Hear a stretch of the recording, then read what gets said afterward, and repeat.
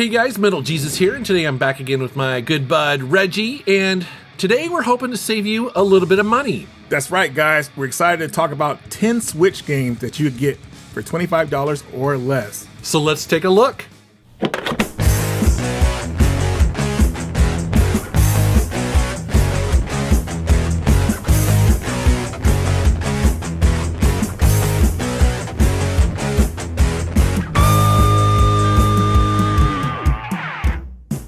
Now, before we get started, I should mention that we're not saying all of these games are exclusive to the Switch. Many of them you can play on other systems and probably get deals there as well. So I'll put that information in the title area when we talk about the games. All right, guys, so the first game we want to talk about is Azure Striker GUNVOLT Striker Pack. Now, I played this game on the 3DS back in the day. It got a physical release for that system, but the Switch release is probably what most people want to get. Now, if you can find this at GameStop, you can see the price here going for $19.99. Now, this is an action platform game that's very similar to games like the Mega Man Zero series and Mega Man X. I really enjoyed this game. The company who made it, Indie Crates, is very dedicated to making games with 2D sprites, and the action in this game is phenomenal. Great music, great story. Definitely a game that I feel like a lot of people will want to pick up. Now, one of the main reasons, too, that you're going to want to pick this up because it's actually 2 games in one. So I think that's a great deal for $19.99. The game I'm going to pick is called Ion Fury. Now, this is a first-person shooter that runs a modified version of the build engine. A lot of kids today are calling these style of games boomer shooters, which I think is kind of funny because basically these are kind of 90s throwback style of FPS games that have a lot of speed, they're very simple, and they've got that classic gameplay. This game here was originally called Ion Maiden because you play as a female DC officer who's trying to take down a cult that has overrun the city. However, the band Iron Maiden threatened to sue over that name, and so 3D Realms eventually had to change the name. However, none of that really matters because you don't have to know any of that to enjoy this old school style shooter, especially if you like Duke Nukem 3D. This is a really fun throwback. I had a ton of fun playing it, and I think if you like these kind of boomer shooters, you will too.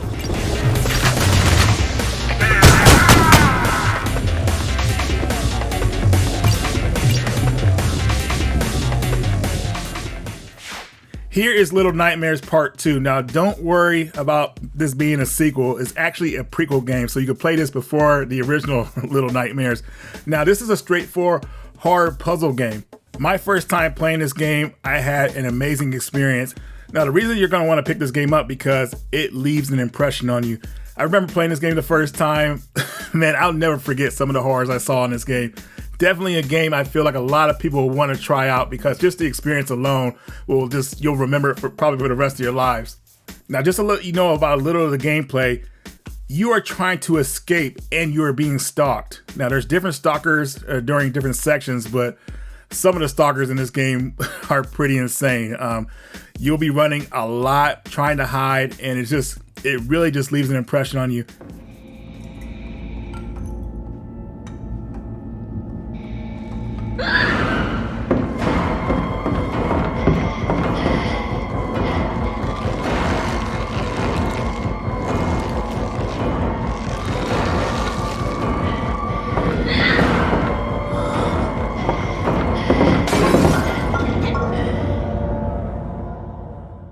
Here is a racing game I was very excited to include in this list.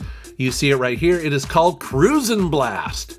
Now, right off the bat, I'm going to say this is not the deepest racing game, not by a long shot, because it actually got to start in the arcades, so it was designed to be a quarter muncher. But it's the kind of game that we just don't get that much anymore, and I love this game for it. I feel like we need more of these kind of games where you can just kind of jump in and out really quickly. You get that sense of speed, you have a lot of fun right off the bat. It's not too deep. You know, not every racing game needs to have a 20-hour campaign progression, right? Sometimes you just want something quick and dirty like this. And so Cruis'n Blast is a blast. I love this game, like I said.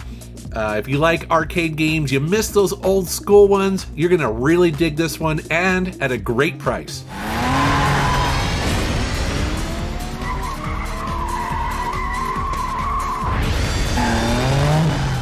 Here's PacMan Museum Plus. Been waiting for this game my whole life, for them to make a compilation like this. This is amazing. 14 games in one, and I think a lot of people will be able to enjoy most of them. Now, one of the cool games on this collection is Pac-Man Battle Royale. This was an arcade exclusive that came out in arcades, I believe, in 2011. And now it's finally here. It is a 4-player Pac-Man game that is really a lot of fun and definitely makes this collection worth getting. There's a lot of other games on here as well that I feel like a lot of people will like. My favorite game on here is actually Pac-Pal, probably one of the worst selling Pac-Man games in America, but still happy it's here. But definitely every Pac-Man person's dream come true.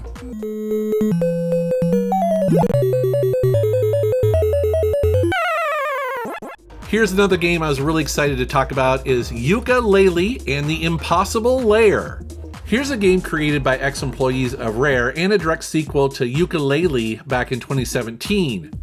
However, that game was a return to the 3D platforming style of Banjo-Kazooie, where this game is a 2D platforming game in the style of Donkey Kong Country, and for that reason, I kind of like this one a little bit more. You play as a chameleon named Yuka and a sidekick bat named Layla as you explore each level looking for quills and coins, as well as creatures that will unlock new levels and give you more hit points as you progress towards that final boss. And watching this footage right here, I think this game just has gorgeous graphics. It's really fun to look at. It also controls perfectly. And also it's got a bit of wit and silliness that made me laugh out loud several times. It really is a fantastic game. I highly recommend it.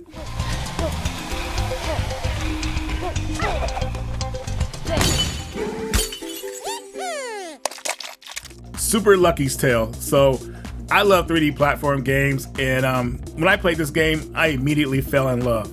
Not only is it reminiscent to games like Rayman 2 and, of course, Super Mario 64, you can just really tell that the developers were really fans of those games when they made this. You know, I feel like a lot of people should have this game in their collection. I actually feel like it's better than games like Mario 64 and Rayman 2, but I know that opinion is up there. It might not be a popular opinion, but I would say if you enjoy those games, you will love this game. A must-have in your collection, especially since the game is on the cheap. With a name like Blasphemous, you know it's going to be dark and serious, and that is exactly what's going on here.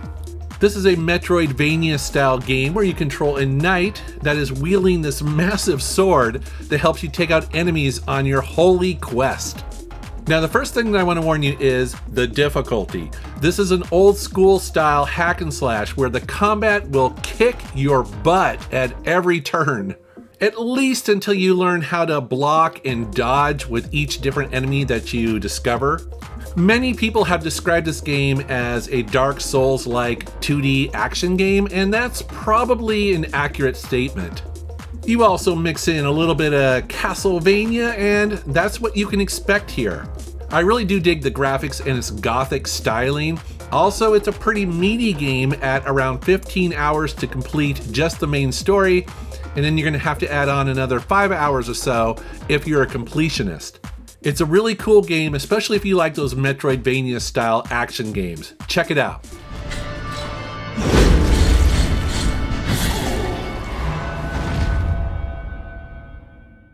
Cobra Kai never dies. Say it with me. Cobra Kai never dies. Cobra Kai never dies.